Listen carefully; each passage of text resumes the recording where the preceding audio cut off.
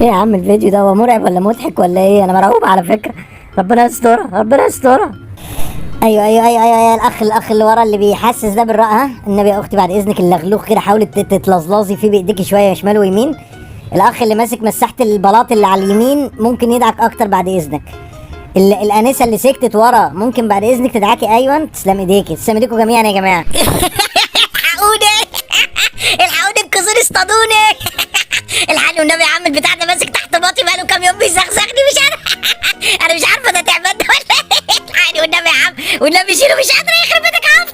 هفطس من الضحك. قلبي هيقف المصحف شيله يا لهوي الحمد لله. بقول لك ايه قص الصين بالمقص قص الصين غز ده ما اعرفش ده دوده ده ولا يخرب بيته. ده انا قلبي هيقف من الضحك الله يخرب بيت امك. لا وماسك تحت باطي في الحته اللي هي بص بتزغزغ مش قادره والله. لا وملتصق ما فيهوش سنان. انت يا وليه انت رحت الكوافير ولا رحت الحلاق؟